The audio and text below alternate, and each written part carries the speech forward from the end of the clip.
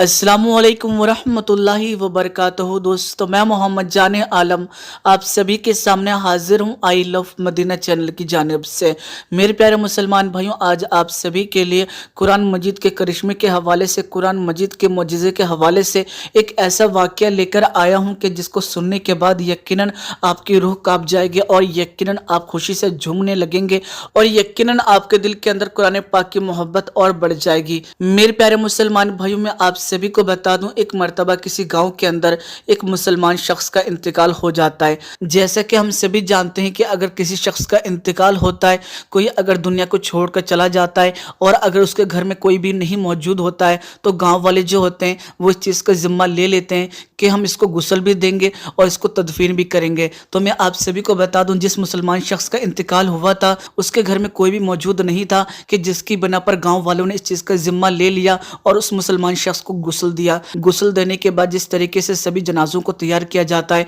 उसी तरीके से उस मुसलमान शख्स के जनाजे को भी तैयार किया गया। आप सभी को बता दूं, उसके बाद सारे गांव वाले मिलकर उस जनाजे को लेकर कब्रिस्तान पहुंचे और कब्रिस्तान पहुंचने के बाद उस शख्स की नमाज जनाजा पढ़ाई गई। नमाज जनाजा पढ़ाने के बाद गाँव वालों ने उस शख्स को तदफीन करने के लिए, यानी उस शख्स को कब्र में डालने के लिए कब्र को खोदना शुरू किया। जैसा कि आप सभी जानते हैं कि कब्रिस्तान के अंदर और भी बहुत सारी कब्रें मौजूद होती हैं जो यकीनन बहुत पुरानी होती है। तो मेरे प्यारे दोस्तों, एक बहुत ही पुरानी कब्र के बराबर में ही कब्र को खोदा जाता है और जब कब्र को खोद रहे होते हैं गांव वाले, तो अचानक से बराबर वाली जो कब्र होती है वो कमज़ोर होने की वजह से, क्योंकि वो बहुत पुरानी हो चुकी थी, वो आधी ज़मीन के अंदर ढह जाती है। जिस तरीके से आपने भी देखा होगा कि बहुत सी ऐसी कब्रें होती हैं कि जो बरसात की वजह से, मिट्टी ढीली होने की वजह से ढह जाती हैं। तो मेरे प्यारे दोस्तों, यही चीज़ देखने को मिली कि गाँव वाले जो है उसी के बराबर में कब्र खोद रहे थे कि कब्र खोदने की वजह से पास वाली जो कब्र थी वो ढह गई और वो आधी ढह गई। तो मेरे प्यारे दोस्तों, जो कब्र खोद रहे थे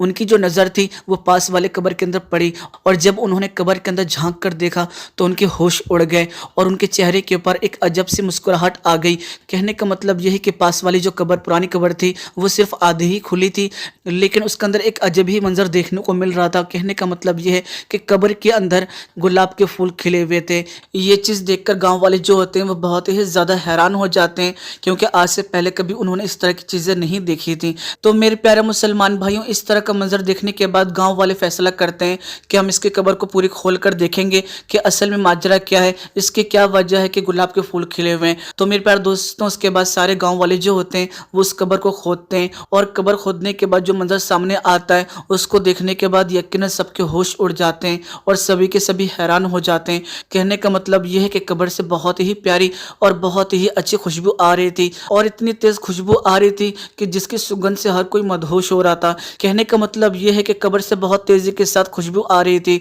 तो मेरे प्यारे दोस्तों, उसके बाद गांव वाले जो होते हैं वो ये देखते हैं कि ये जो कब्र है वो बहुत ही ज़्यादा पुरानी है, लेकिन बावजूद इसके आज भी उस शख्स का जो जिस्म है वो सही सलामत है और उसकी चादर जो है वो ज़रा भी मैली नहीं हुई है। तो दोस्तों, ये मंजर देखने के बाद सभी के सभी हैरान हो जाते हैं और सभी के दिल के अंदर ये ख्वाहिश पैदा होती है कि हम इस शख्स के बारे में जानकारी हासिल करने की कोशिश करेंगे कि असल में ये कौन शख्स था और ये कौन सा अमल करता था कि जिसकी बरकत से कब्र के अंदर खुशबू आ रही है और अब तक इसका जिस्म सलामत है। तो मेरे प्यारे दोस्तों, उसके बाद सारे गांव वाले जो होते हैं वो उस कब्र को दोबारा से वैसा ही कर देते हैं और जो अपने साथ एक जनाजा लेकर आए थे उसको भी तदफीन कर देते हैं और उसके बाद वहाँ से चले जाते हैं और उसके बाद आसपास के सभी गाँव के अंदर पता करने की कोशिश करते हैं कि वो किसके कब्र है। बहुत ही ज़्यादा तलाश करने के बाद आखिरकार वो घर मिल ही जाता है कि जिस जगह पर वो शख्स रहता था। तो मेरे प्यारे दोस्तों, मैं आप सभी को बता दूं, गांव वाले जो होते हैं वो उस शख्स के घर जाते हैं और घर में जाने के बाद वो ये देखते हैं कि घर के अंदर एक ज़ईफ़ औरत है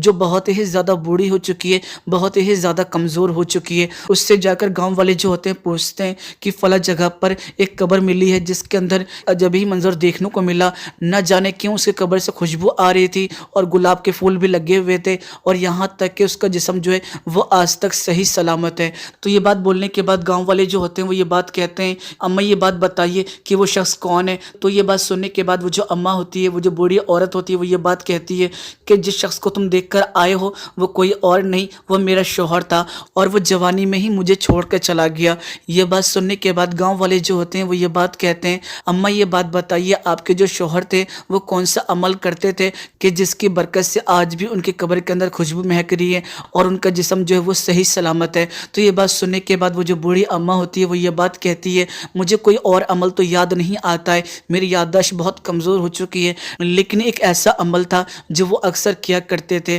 کہنے کا مطلب یہ ہے کہ جب وہ فجر میں نماز پڑھنے کے لیے جایا کرتے تھے تو وہ اکثر یہ چیز دیکھتے تھے، بہت سے ایسے لوگ ہیں جو نماز پڑھنے کے بعد قرآن پاک کو پڑھتے ہیں۔ لوگوں کو یہ عمل کرتے ہوئے دیکھ کر ان کی آنکھوں میں آنسو آ جایا کرتے تھے کیونکہ وہ پڑھنا نہیں جانتے تھے، اور یہی چیز دیکھ کر ان کو بڑا ملال آتا تھا اور وہ روتے ہوئے گھر آتے تھے، اور گھر میں آنے کے بعد قرآن پاک جو گھر کے اندر رکھا رہتا تھا وہ اس کو اٹھاتے تھے، ادب سے چومتے تھے اور اپنے سینے سے لگاتے تھے، اور اس کے بعد قرآن پاک کو کھول کر دیکھتے تھے اور قرآن پاک کی جو آیت ہوا کرتی تھی اس کے اوپر ہاتھ پھیرا کرتے تھے اور یہ بات کہتے تھے، اے اللہ جو اس میں لکھا ہے وہ ساری باتیں حق ہیں، تو نے جو بھی باتیں بتائی ہیں وہ ساری باتیں حق ہیں۔ کہنے کا مطلب یہ ہے کہ قرآن پاک سے وہ اتنی زیادہ محبت کرتا تھا کہ اسے پڑھنا نہیں آتا تھا، لیکن باوجود اس کے وہ روز آنا قرآن پاک کو کھولا کرتا تھا اور قرآن پاک کی آیتوں کے اوپر اپنی انگلی پھیرا کرتا تھا اور ہمیشہ یہی بات کہا کرتا تھا، اے اللہ جو تو نے بولا ہے اس کے اندر وہ سبھی باتیں سچ ہیں، وہ سبھی باتیں حق ہیں، اور بھی بہت ساری باتیں بول کر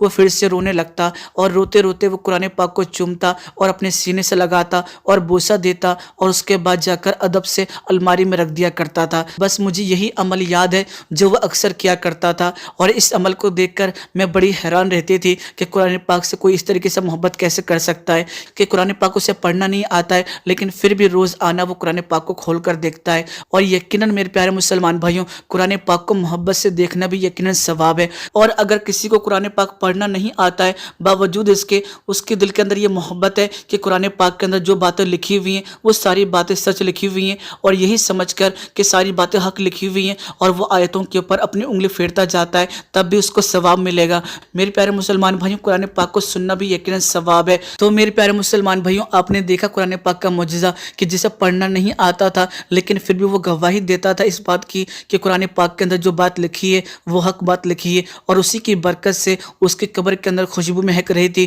اس کی قبر کے اندر گلاب کھلے ہوئے تھے، اس کا جو جسم مبارک تھا وہ صحیح سلامت تھا۔ تو یہ اللہ کے خاص محبوب بندے ہوتے ہیں جن سے اللہ راضی ہو جاتا ہے۔ اللہ کو بس ایک ادا پسند آ گئی تو ہماری بگڑی ہوئی بات بن جائے گی۔ یعنی آپ سوچئے کہ ایک ان پڑھ آدمی تھا جسے قرآن پڑھنا بھی نہیں آتا تھا لیکن وہ قرآن سے محبت کرتا تھا، صرف اس کی برکت کی وجہ سے اللہ نے اسے وہ مقام عطا کر دیا کہ ساری دنیا یقین دیکھ کر اسے سلام کرے گی اور یہ بات کہے گی کہ یقیناً یہ اللہ کا محبوب بندہ تھا۔ تو میرے پیارے مسلمان بھائیوں، اسی لیے قرآن پاک سے محبت کرو اور اسے ادب سے پڑھو اور سمجھ کے پڑھو تاکہ ہماری دنیا و آخرت سنور سکے۔ مجھے امید ہے کہ آپ کو یہ واقعہ پسند آیا ہوگا۔ ویڈیو کے اندر اگر آپ کو ہماری کوئی بھی بات پسند آئی ہے تو آپ ہمیں کمنٹ کر کے بتا سکتے ہیں۔ ویڈیو پسند آئی ویڈیو کو لائک کر دیجیے گا اور اس ویڈیو کو جتنا زیادہ ہو سکے گا اتنا زیادہ شیئر کر دیجیے گا۔ دوستوں، اگر آپ ہمارے چینل کے اوپر اسی طرح کے واقعہ سننا چاہتے ہیں تو ہمارے چینل آئی لو مدینہ کو سبسکرائب کر دیجیے گا اور نوٹیفیکیشن بیل دبا لیجیے گا تاکہ آپ کو ہر نئی ویڈیو کی نوٹیفیکیشن مل سکے۔ چلیے دوستوں، میں پھر ملوں گا ایک اچھی اور پیاری ویڈیو سے۔ اپنا خیال رکھیے گا، خوش رہیے گا، جب تک کے لیے